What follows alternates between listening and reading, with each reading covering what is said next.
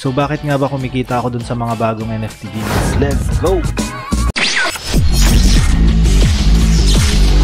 Hi guys, in this video pag-uusapan natin itong KCPay. So hindi ko pa masyadong na-Dior ito guys, kaya samahan nyo ako mag-Dior dito sa KCPay. So nakita ko ito kasi sinasabi nila na earning up daw ito. Tapos kapag gagamit tayo ng referral code, magkakaroon tayo ng 200 KCP token or equivalent to $900. $900 plus guys yung makukuha daw natin. So yun yung gagawin natin ngayon. So ipapakita ko sa inyo yung step by step kung paano mag-register, kung paano makuha yung 200 KCP token na yon, and syempre hanapin din natin kung saang exchange natin pwedeng ipapalit yung KCP token na yon.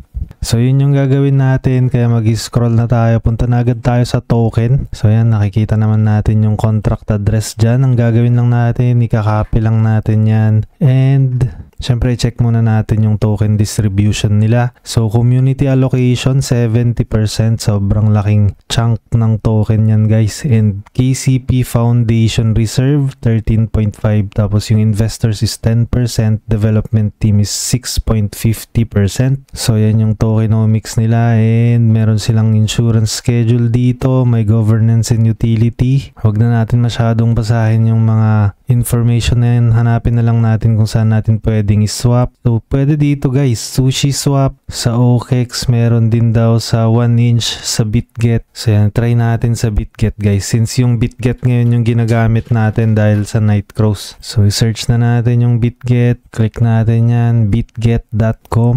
Pero kung gusto nyong mas madali guys, dito na lang sa PancakeSwap. So ang gagawin lang natin, i-search natin dito, paste natin, ipe-paste natin ito ngayon doon sa search bar. Yan, and yun, meron nga, import natin. So may risk daw, import, and papalitan natin to ng USDT para makita natin kung magkano yung value ng isang KCP. So isang KCP is equivalent to 4.8 USD. So malaki-laki din pala yung price ng isang KCP token. And ngayon, since malaki yung price, kung makakuha tayo ng 200 KCP, gagawin natin ngayon yung mga task dun sa application nila. Pero check muna natin lahat yung information dito guys.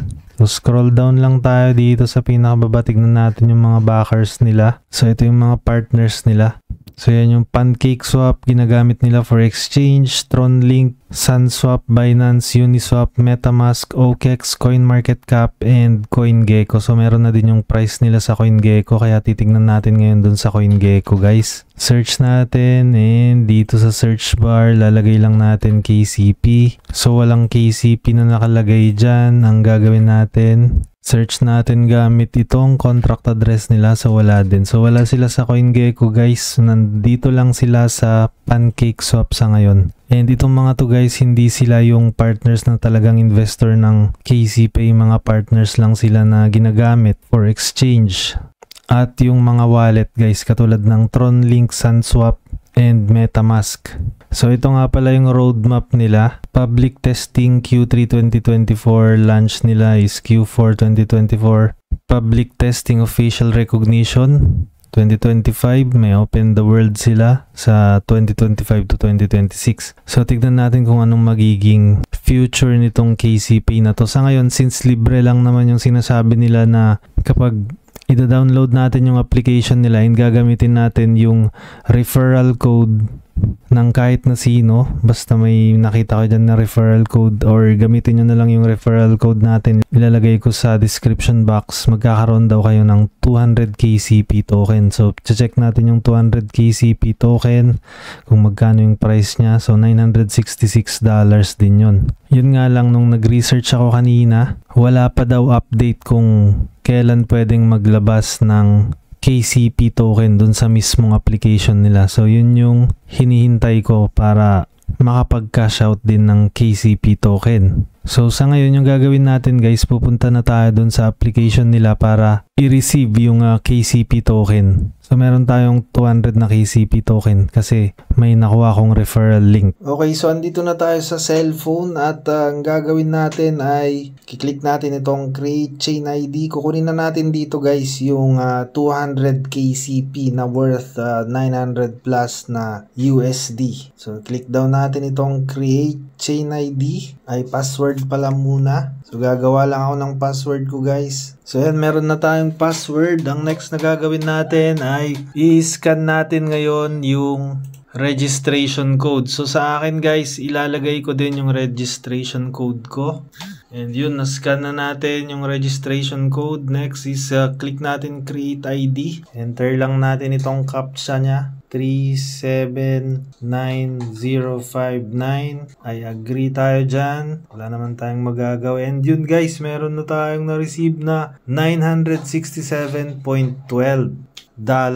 kasi naka-receive tayo ng 200 KCP. At yung invitation code ko naman guys ay ito. Papakita ko sa inyo. So yan, i-scan nyo lang yan guys sa cellphone nyo or i-copy paste nyo yung 54RRXU na referral code natin dyan. So yun lang guys yung about dito sa KCP. And again guys, yung sinasabi ko sa inyo kanina, nakalock pa yung KCP token na nandito sa application na to. Mag-unlock lang to guys kapag na fully launched na itong application. So kailangan lang natin maghintay bago siya pwedeng i-withdraw. Kung gusto nyo maging updated about dito sa pag-unlock nila ng application or pag-release nila ng KCPay app or yung official launch nito guys, dun lang kasi siya mag-unlock. So kailangan nyo silang i-follow sa mga social media accounts nila. Ilalagay ko sa description box yung mga social media accounts nila. And yun lang guys, pag bago pa lang kayo sa channel, huwag nyo kalimutan i-click yung subscribe button. Click nyo na din yung notification bell, set nyo sa all para every time na meron tayong ganitong klaseng content, manonotify kayo. Yun lang guys, maraming salamat. Bye-bye. Disclaimer. This content is for education and entertainment purposes only.